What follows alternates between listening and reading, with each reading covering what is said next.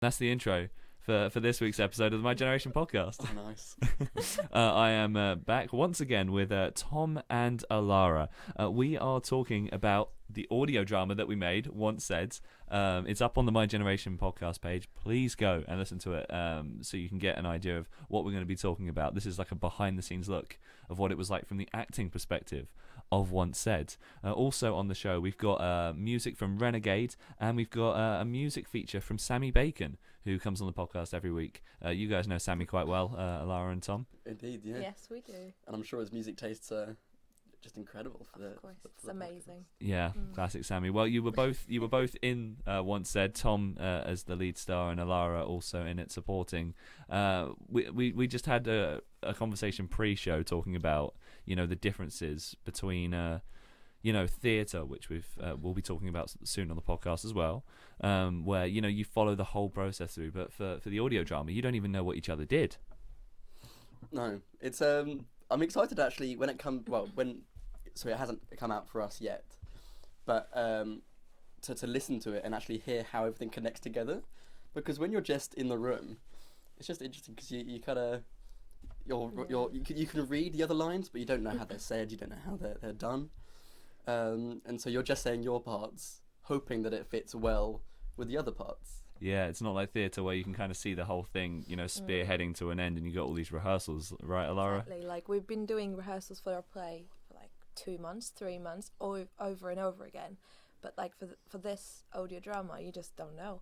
I mean, obviously you have a script and you can read the others, but there is at that point you just have to improvise, and we don't know what's happening. Yeah, there was a lot of improvisation within this whole piece. So there are even lines in the script that weren't in the script, and they've made it into the final piece. So, some of your stuff, Alara, I know some of the impromptu stuff made it in. Yes.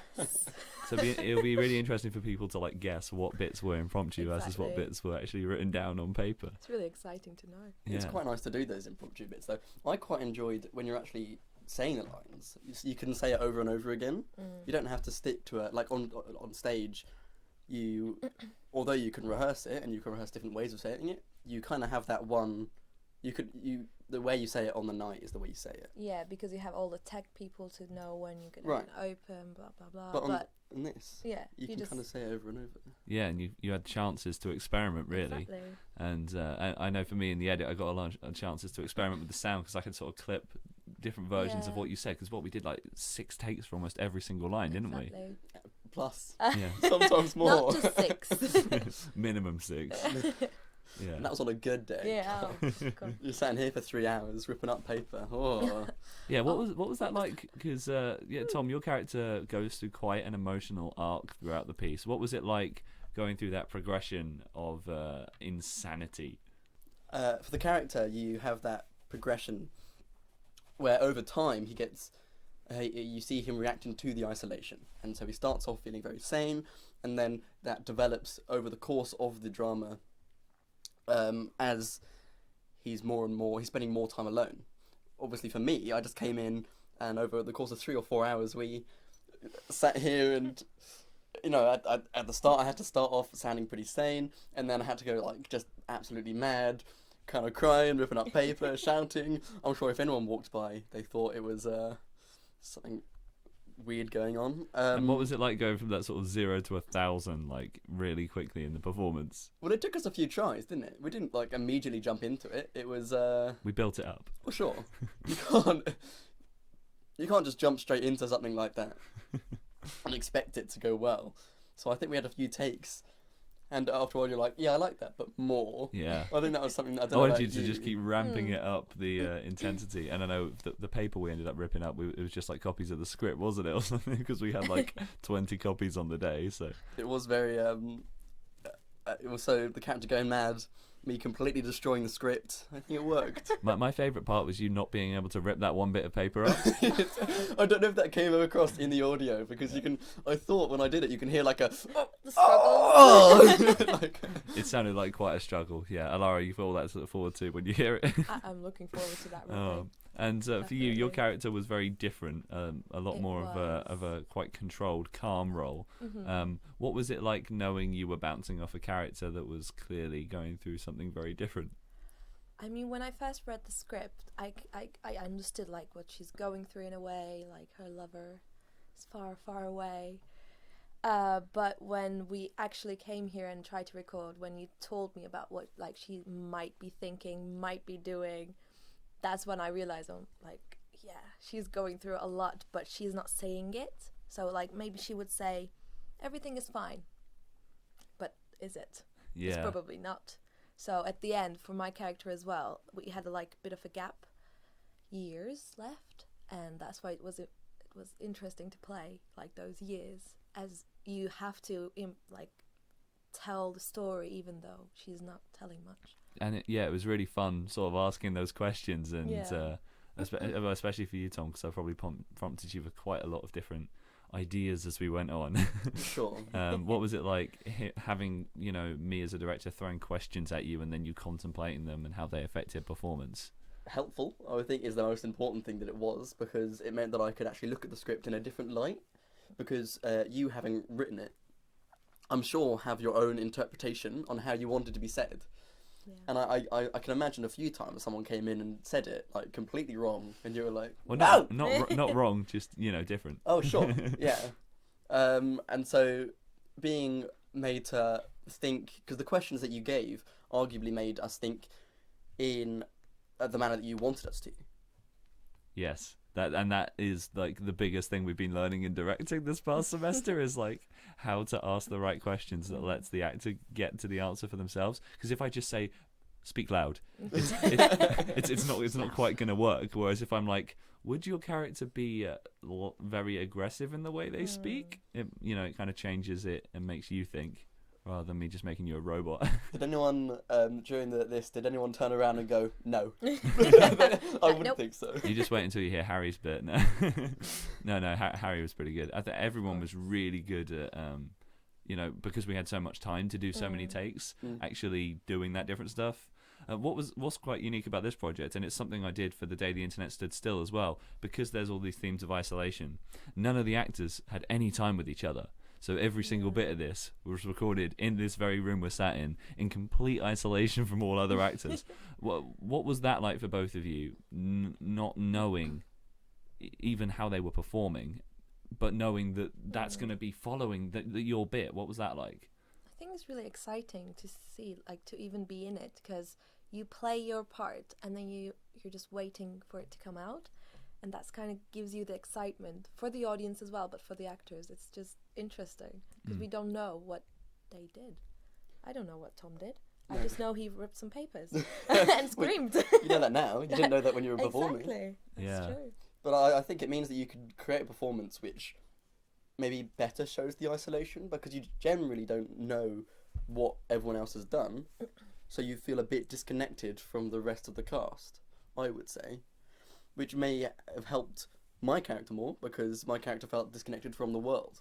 Yeah. So that it made that a little bit more interesting. Yeah, and you've got different sound effects that completely change it again as well, but all that's still stuff from my end, really. Well, I can imagine you for the past couple of days just been at your computer just like... Oh. Days, like Days. months. Yeah. Because I think the sound effects sort of add to the things you're saying and those isolated themes, and the great photography that we had done for this project as well. It's a lot more layers than I was expecting. Where do you... A question for you. Throughout, yeah. The podcaster becomes the podcastee. Where do you get the music from? Well, it's an original score. So someone in the music department, Rando Stipsic, he did an original score for this piece, and that's also out on the podcast as of the time of you listening to this. So you can just listen to the song in its isolation, because what I wanted for him is to... I gave him the theme, which was, Ad Astra and High Life were two movies that inspired me. I said I want this, but creepier, and do lots of different sort of 30-second bites, but in a full song, because then I can choose between those different bites as to what feels appropriate. So the most creepy bits I put in and around your sort of climax moments within the piece, but all that stuff is weird, because did you get a chance to listen to the song before you did? I think slightly. Yeah, I think we did for a few moments. And you gave us a clip. And did that inform anything to do with your performance? Of course. I mean, with the music, I think it creates the atmosphere much better, and I just felt not for my character, but for my character's lover, I can understand like his perfect perspective even more with the music, like the atmosphere that he's living in. Yeah. It's nice being able to hear what accompanies, even if it is a clip. You get the tone, and you even told us, because you said again Ad Astra and High Life were influences. So I went away and watched the trailers, which again helped inform the tone that you wanted. Yeah, I think High Life's trailer is such a sort of mystical, psychedelic kind of thing. Sure. Which kind of... I mean, I didn't really know what was going on. Yes, exactly. I don't know if you went away and watched any of them, but... I just watched one trailer. Yeah, that's fair. But I was like... Yeah, no. I didn't watch the movie. Yeah, so no idea. Yeah, I think High Life was sort of organised like that, so you don't really know what's going on, but... On purpose. Yeah, well, in the trailer. That's a good way to do a trailer, isn't it? I mean, I did watch it because I had no idea what was going to happen in the trailer, so... That's what you want, I think. Yeah. God, who knew? Just a bit of mystery on it, and I think that within your performance there's quite a lot of mystery again, because you couldn't work out what everyone else was doing, so it's like, yeah, well, how are they reacting? And when you were thinking of sort of impromptu bits to add on to your dialogue, because I basically just said, once you've read your bits, especially Alara, I know, because we probably did some of the most impromptu stuff with your bit. What was it like thinking through without an acting, but without actual dialogue to work with, just a space, and off you go? I mean, because of the questions you were asking and making me think, I think it came like naturally at some point, because we did, as you said, like 6-7 takes, not 7 more, but a couple of takes, and then at some point, I mean, for me as an actress, I can feel like that character, and then it comes naturally for me. So I was just thinking what she was going through and what she wanted to say, basically. It was really nice, actually. I liked it. And Tom, for yourself? Yeah, I'm trying to think back on the improv stuff that we did, because I feel like the improv stuff that we mainly did, again, was that visceral section. Yes. And if you've listened to the audio drama, you know what bit we're talking about. Yeah. I really want to listen to that now. The infamous visceral section. I don't know how much you added in. Oh, it's all in. But I feel like when we made... All of it. I didn't take any of it out. Lovely. Can't wait to hear that. What I would say is, for the improv sections that we did, I don't think, from what it sounds like, you and Alara did more extensive work. Yeah. Improvisational wise. I think mainly we did various words, or way that I'd say a sentence. Yeah, we did a lot of chopping and changing, didn't we, of like words that just didn't quite sound right, and then were flipped around. And that's just due to when I'm writing, it looks all good on the page, and then when your lead actor says it out loud, it just doesn't work. But well, I would say that, I don't know if you would agree, I think when you're writing something, you'd usually write how you speak. Yeah. And not everyone can get that across the same that you can. Yeah, and I think what was quite nice, especially for you, Alara, with the amount of changes we did with the impromptu stuff, because I think with Tom we had a bit less time because you were the lead character, so it was like 3 hours, got to do all your lines, whereas with everyone else, they had like 2 monologues each, and we had about an hour and a half, so we had more time to be experimental. Exactly. And I noticed when we got to your sort of impromptu stuff, a lot of the stuff that makes you was coming out of what you were saying, which I thought was really nice, because then it wasn't even me speaking or my words anymore. It just became Alara's interpretation, which was really fun. Yeah, I really liked it. Like, because of the 2 monologues, I read it at home, but when I came here, you made me even think more, and then it came naturally, as I said. Yeah. Really nice. Do you think you enjoyed the improv parts more? I would say equally, because like the story of her is written on the paper from Max, but then later on, because I had to understand the character and improvise, I think it's just make me really happy, because I was like, yes, I finally understood this character kind of way. Yeah.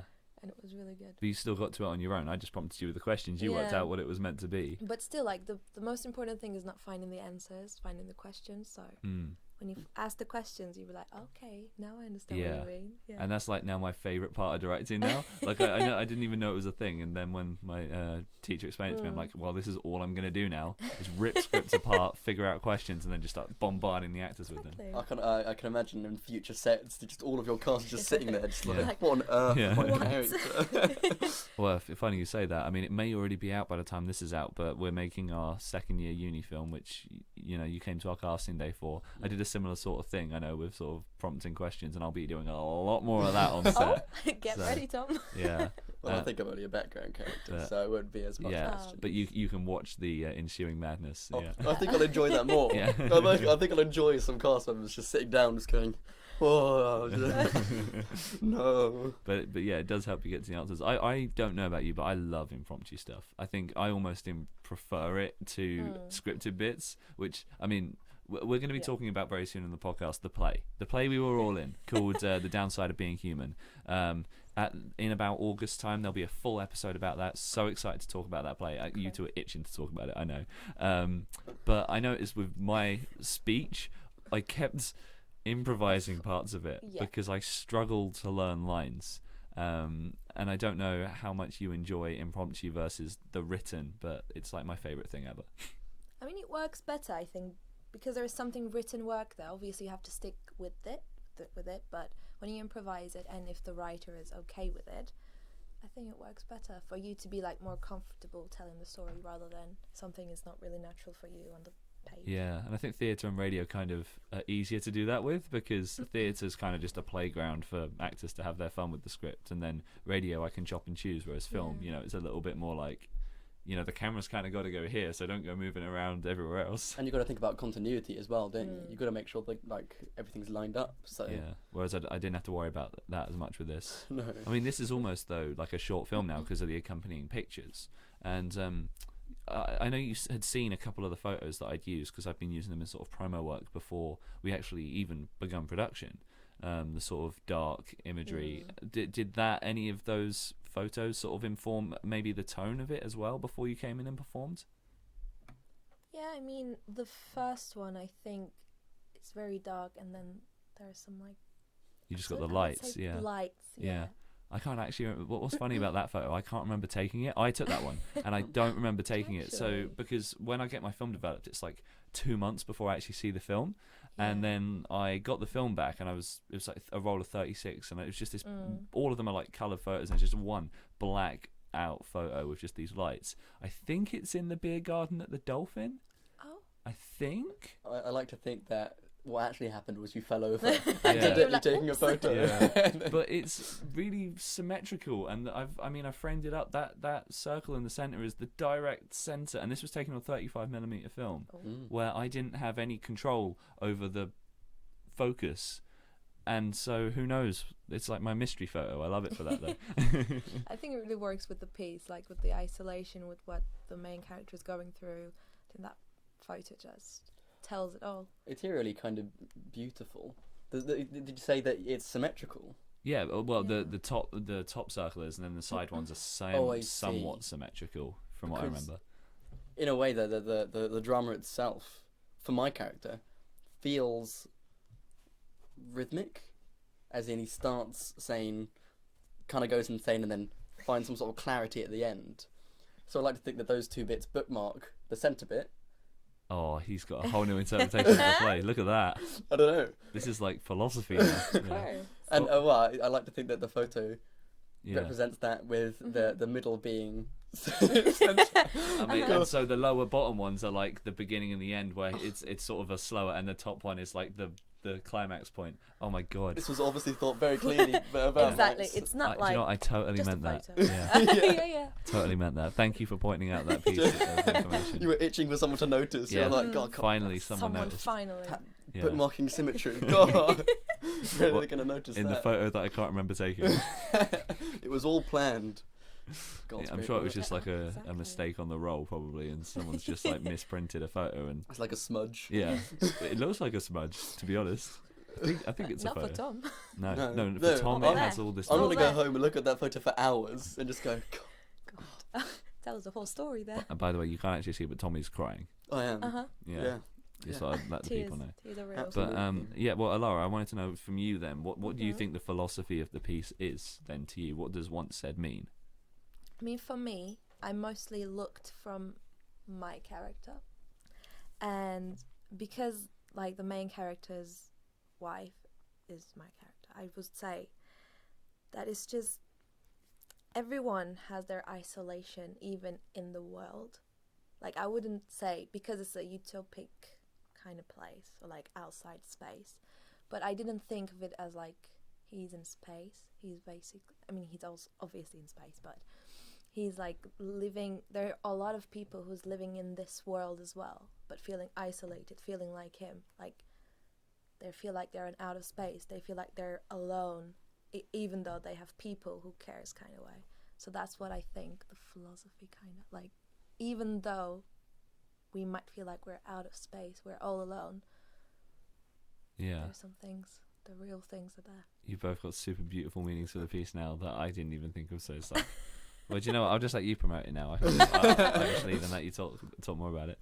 I like what you were saying though, that the space, it doesn't, obviously it is in space, but it doesn't really matter. It's almost as if space is a MacGuffin. Yeah. Because it's not really important that it's in space, but it's a perfect metaphor for the isolation that the characters are feeling. And what's great is that you don't see any photos from space, none of the sound effects are space. It's like oh right. So yeah, it's just, you know, he's in space, but nothing is. Yeah. I think a lot of sci-fi, when you watch or listen to it, you don't necessarily, some you do, you get this feel of isolation, because I mean, we've never been in space, we don't know what it's like.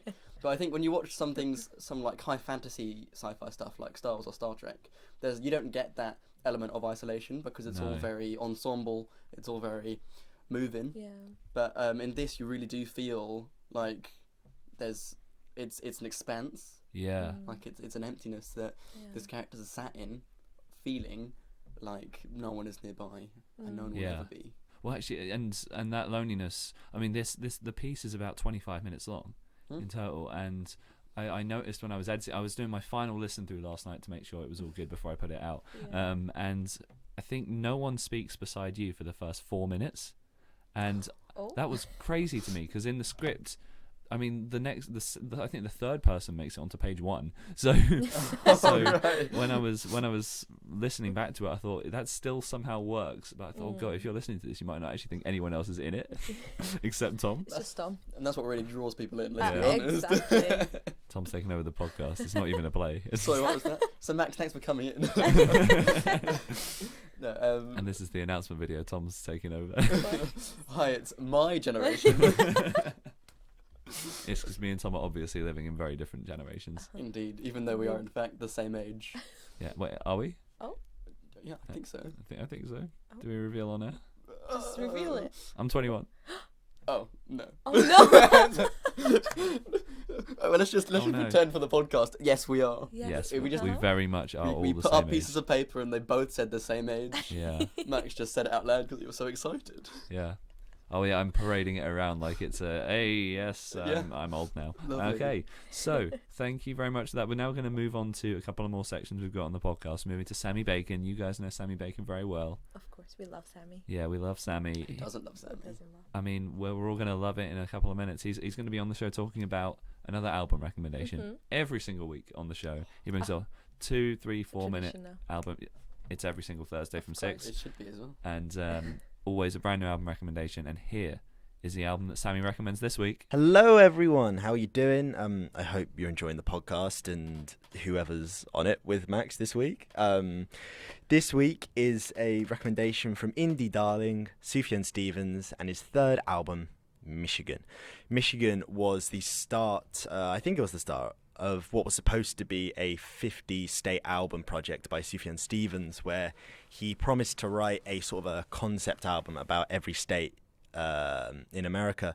This ended up not happening, but the two albums that did come out, Michigan and Illinois, are both fantastic.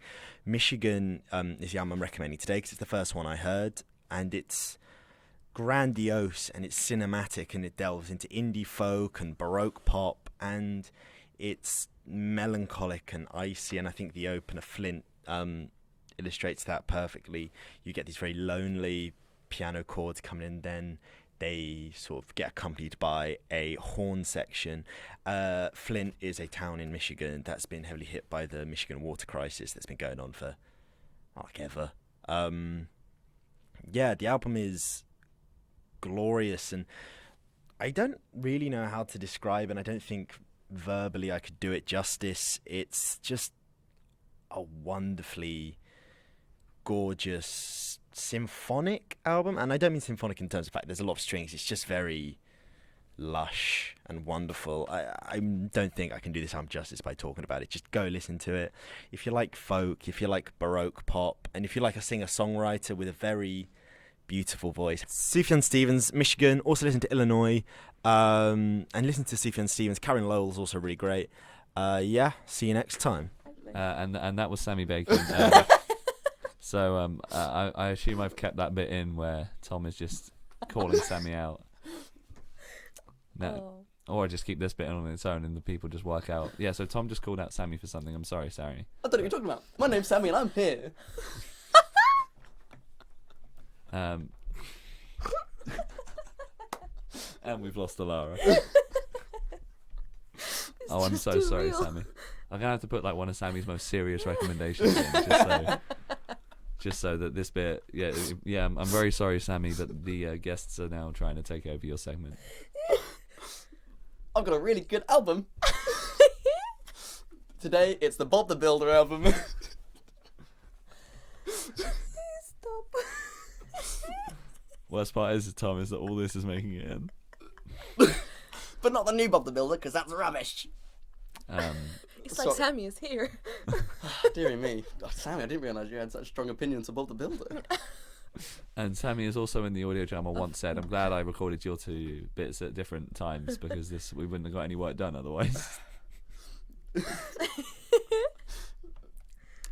This is just 2 minutes of us laughing at something the audience aren't going to hear. This is incredible. Well, what I'm going to do is move swiftly on straight away to whilst Alara just loses it in the corner, to Renegades. Renegade are a band that we've had on the show before. We still haven't got Alara back in the room yet. They are a local Kent rock band from the Whitstable and Herne Bay area. Don't worry, Alara, you'll make it through to the song. And they were in Battle of the Bands in sort of late January, early February time. And they won the first round of Battle of the Bands, and I was there actually recording some of their live set, and we're going to be playing some of their songs here on the podcast. We're a big champions of Renegades here on the My Generation podcast. We actually had them on the show. What episode number was it? I don't even know. It was back in early January though, so if you go back to early January, you'll find the power. We did a music creating process episode with Renegade, but we've got two of their songs on today's show, both from live performances from Battle of the Bands that I recorded in Folkestone at the Hartbury Strung, and this is Renegade with Closing In.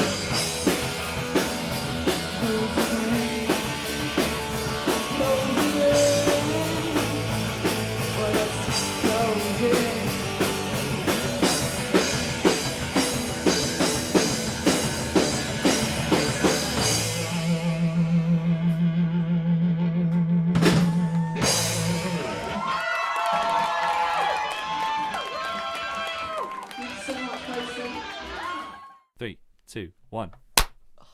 I'm keeping that. That was beautiful. And that was Renegade with closing in here on the My Generation podcast as me, Tom, and Alara sync up for that beautiful moment. That was something magical. That was amazing. Speaking The of magic, energy was there. back to Once Said. It's true though. It's a is magical true. piece. It is. But would you say there are magical elements within it? Absolutely not. No. With the energy and the power that Max put into this audio blushing. drama, that there is the magic. It's sort of also apocalyptic, isn't it? Yeah. Isn't it? Well, you said in it. In it. You said you like a utopia, didn't you? Mm-hmm. Yeah. You say utopia or dystopia? Arguably dystopia. Dystopia. Let's say dystopia. Do you know?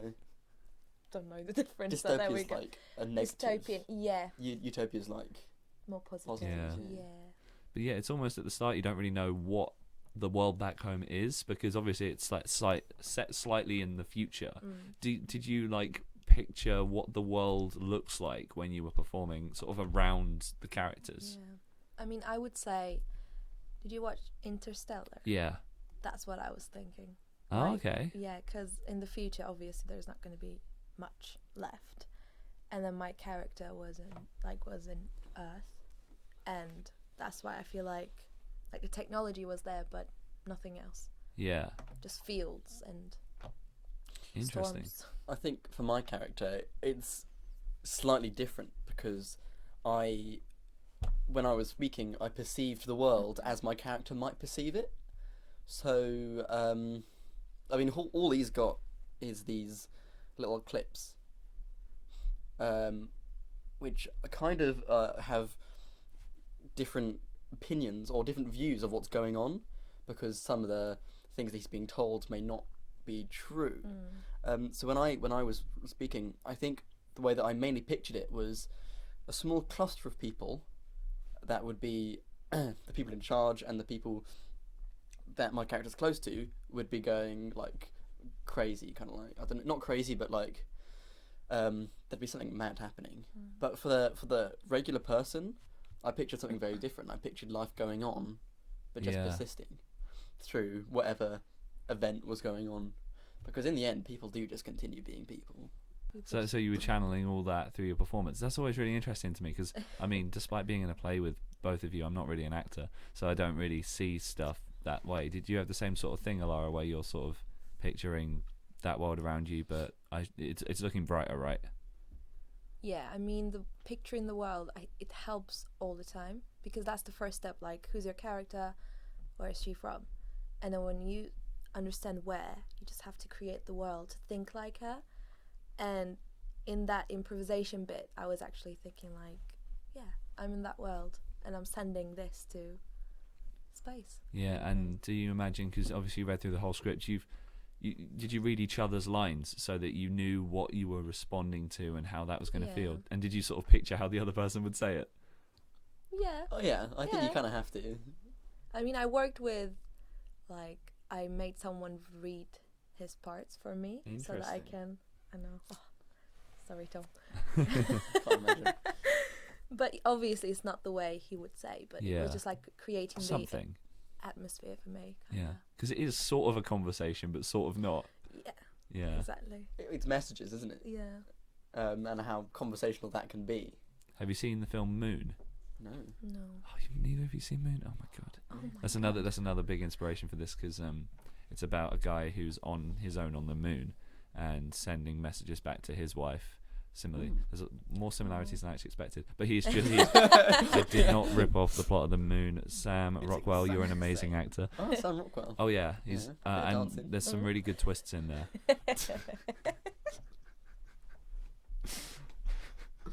But yeah, I would thoroughly recommend Moon if you haven't seen it, and that goes for everyone, and that's Max's film of the week. Next film of the week is course. Moon. Yeah, Very but good. although Write down Moon, I'll do that. yes, it came out in 2009. Stars Sam Rockwell. It's really good. I think you should definitely check it out. And Harry Monday, who was in Once Said and was in the play with us, he's going to be doing film reviews every week on the podcast, starting I think in the middle of summer as well. So that's pretty good. And then every single week we'll have music with Sammy and a film with Harry. every single Thursday, Amazing. which is just great. How can you not listen to that? Exactly. Every Thursday I'll be there. It's got Like- everything. And that's the new intro for every show. Probably. You have to listen now. Well, that. Oh. That's Or me. that- That's me that- clicking play. Oh, that's the play button, is Yes, it? yeah. Nice. YouTube, SoundCloud, and Spotify. Oh yeah. Yeah, I'll email them. Email. I'll tell them Email who? YouTube, SoundCloud, and Spotify, Oh, and tell them okay, to make that the new place. Oh, cool. You're just gonna email them. Can I take over the My Generation podcast? and make they're this a new yes, sound. of course. Yeah, here you go. There you go. We give you full Cancel them. authority to. Yeah. Well, you've already taken the show over today, but that's fine. Oh, Oh well. Max. Oh. We allow it on this occasion. You'd make a pretty good host. I mean, on the 39th episode, we talked about travel, and my friend Dan did just open the show without me even, doing anything. Did he tell you he was going to open the show? No. Oh, that's amazing. But yeah, me and Dan have that kind of relationship. Yeah, every 13 episodes he comes on the show, and we just have a little bit of a waffle. He'll be back for the 1 year anniversary, Oh. which is crazy that we're nearly at 1 year of podcasts. And it'd be lovely to get some returning guests back on the show for like a big feature where we get loads of guests Returning guest. who've Hello. on. I have some ideas about who. I could put my makeup on. Well, then we'll have to film it then, won't we? We'll have to do No. another filmed episode. I think they'll hear my beauty. Yeah. Well, they've listened to the audio drama. They already know. Oh yeah. And also, another thing that's really interesting, because obviously there's photographs. The photographs for your characters aren't you. So there are pictures of people playing your roles, but they're not, the linking photos. So Are they people that you know, or are they like stock photos? no. Every Oh. single photo in this has been taken as part of the photography crew. There Okay. are no stock photos. And one of them is my sister. So my sister is the on-screen Alara. God, really? And then Lewis, who was one of the photographers, one of his friends who I don't know, there was a really nice photo of him that I've used for Tom. So I actually don't know how this person sounds in real life, which is very interesting to me. Because I was going to ask, do our counterparts sound like us? Well, no. Oh. But I still think it works because I was listening to it and trying to not picture it as my sister, and how she Yeah. talks and seeing if it would work. Yeah. And the same with, well, it was easier for you, Tom, because I Oh, sure. don't know what that voice sounds like, and I could still see them lining up. And I thought these photos suit the characters, so I've got to do it. I think it's going to be weird for us though. Yeah. Exactly. Well, I mean, it's weird anyway hearing yourself back. isn't Like, it? of Yeah, as course. opposed to the play where it's one and done and then it's out, Yeah. out of the system. And you're like never going to have to listen to that again. Okay. Although I did film the play, remember? Oh yeah. Currently, as we're Oof. as Just skip my part. yeah, you got quite a considerable part. Yeah. Yeah, I well, mean, it's we all alright. were, weren't we? Yeah. Well, I mean, my scene was the shortest, luckily. So I mean, You were really yeah, good You though. weren't. It No. wasn't the shortest, Annie. I think it was. No, it wasn't. Yeah, thanks, Tom. It was amazing. Stop. But we'll be. I'm blushing again. Ah. But don't worry. We'll be talking all about that on episode 76 of the podcast. So Wow. yeah, that'll be number 76 when we talk about the play. Mhm. This one is currently either 45 or 46. So Oh, my. crazy. Yeah, that's Oh, why my. we're getting Time very travel, close to the isn't 1 it? year. Very close to the 1 year. And also, don't forget, we're going to be going to a bi-weekly show as well. So 2 episodes every single week, starting in summer as well. So really cool stuff. And then we'll be doing guests, music, film, and local Kent artists every Thursday. And then it's just me having a chat on a Sunday evening, a sort of free-form conversation, which is a little bit more like an anecdote or a film review or a story. By yourself. Yeah, with me, Oh, that'd myself, be and I. nice. So it gives, because I was trying to initially do it as like every 3 episodes I do one just on my own, Yeah. and then I was like, I have too many cool guests. I can't do any episodes alone anymore. So I thought, let's just expand the show. Exactly. So we've had to grow, but that's not a problem. You know, too many interesting people. Yeah, far too many interesting people. Like I'm sat in front of 2 of them right now, and it's Wow. just like, yeah, I had to. Now we're blushing. Yeah. Stop. Yeah, you can't see it. We're all just sat in a room blushing. But yeah, we're gonna go back to Tom and Alara in just a second to keep going with the conversation about Once Said. But do you have a story to say about the subject? Maybe you listened to Once Said. What did you think about it? What did you think about their performances? Once Said is on the YouTube page, the My Generation Podcast YouTube channel, and so go over to that and have a listen and let us know in the comments what you think. We'd love to get your thoughts back to them, because we'll be having you back on the show a couple of times, so it'd be nice to bring some of that feedback to you. I wanted to just tease a few more topics we've got coming up on the show, some of more of those very, very interesting guests.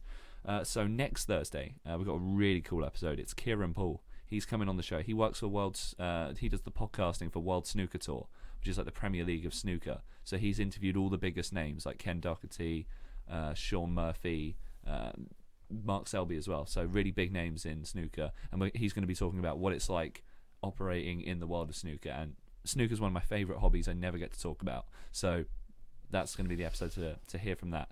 Kieran's a really great guy.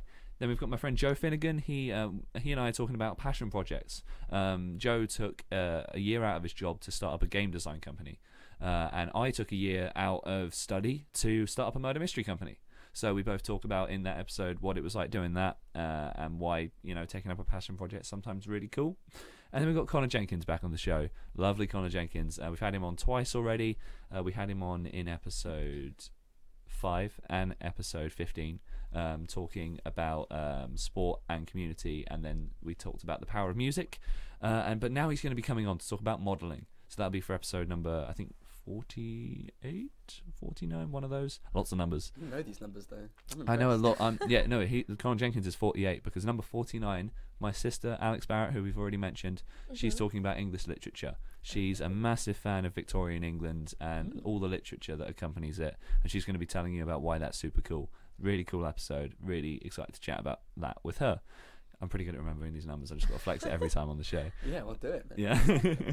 I wanted to ask both of you about local impact. So you're both actors, actresses. Tom sort of I dabble. Tom, sort of. dabble. Tom, you're in everything. He's in everything. I'm not He's really an in actor. everything. Yeah, and what I wanted to know from both of you is if you're local, sort of in the area of Kent, what's the best way to break into acting, whether it be theatre, radio, film, TV? What is it? I would say the first step is join some societies. It's always a first step, because you will meet someone like the people who is in this industry, like film, radio, theatre, and there are some local societies in Canterbury as well. Like there is a drama society in Canterbury going on rather than Christchurch, an operatic society which they play in Marlow like every year. Those kind of stuff. If they join these societies, obviously it's like they're not paying you much. They're not paying you at all, and you're paying them to be in the society, obviously. But It's a good start It's point. a good start point to meet people which is in this industry, which is doing this kind of stuff. I would say. Amazing. I think what's most important is just taking any chance that you're given. If you really want to get into acting, it's probably because you enjoy it, right? You're not really going to do it because of the money. Yeah. Not that I haven't earned anything, obviously, because as a student. Same. But soon. I think, well, no. It's coming soon. I think you just literally have to take any chance you can, because then, because you're going to just get more and more chances from then. Yeah. By the time this episode comes out, Tom is probably a Hollywood star. Of course he will be. Like Oscars, hello. Yeah. Yeah, we would have. This is coming out right in award season for Tom, so. I'll put this on my, what do they call it? Collage? Ooh. No. Oh, collage. Collage? No, they call For it what? like a sheet or something, don't they? This is why I'm such a great actor. No, I'm not. I'm not even. Let us know in the comments below what collage Yes, please. Tom is referring to. Because You know what I'm talking about. no, I do not. And neither does Alara. It's like where you put on like what you're good at in acting. What You mean feel like a show roles. reel? Like a show reel. Showreel, there's the word. Showreel. Collage? Oh I'm my God, gonna collage. put some fancy fonts on my collage. Because a collage is like, I imagine pictures on a bit of paper. Yeah. Collage. I'll give them like And I'm like, it's difficult to put sound onto paper. any employer. I'm just gonna give them like an A3 sheet, and there's gonna be like The wave format for this episode. and there's gonna Yeah. be like an MP3 player. You just have to click play. Push. And then if it plays out, Every nice time I class. have to say, I am gonna need this back. This bit of paper. Oh, amazing. Well, thank you very much for that. We'll be going back to Tom and Alara in just a moment to wrap up this week's episode of the show, but we're also going to be playing one more song from Renegade 2. But there are still future topics that we're looking for guests to talk about. I want to talk to someone within fashion. As I've said before, we've got Connor Jenkins coming on the show to talk about what it's like being in front of the camera. But I wanted to take a a deeper dive into this topic, we want to speak to you if you're between the ages of 18 and 35 and you live in the area of Kent. You can get in touch with the Facebook page at the My Generation Podcast. All links, again, are in the description. And just before I ask Tom and Alara one more question on the show, we're going to be playing another song from Renegade, another live song from when they were performing in Battle of the Bands in the Folkestone area at the Heart Pre-Strung. Renegade are a local Kent rock band based in Whitstable and Herne Bay area, and here is their song, Disappear.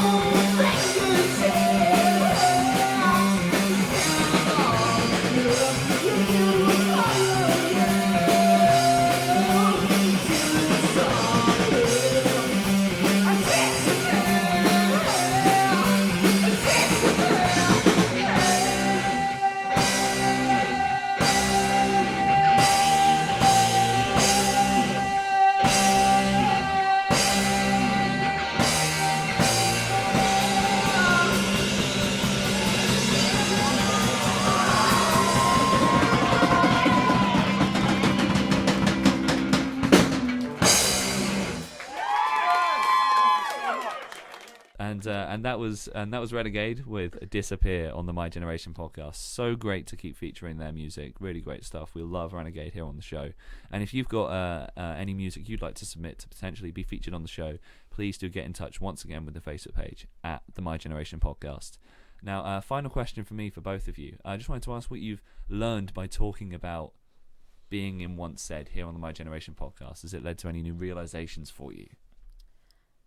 For me, obviously because I didn't hear anything he recorded, I think it made me the realization of his character more, because obviously I read stuff on the page, but then him talking about his character made me realize, okay, this is a very isolated character and it's like ripping papers and getting insane.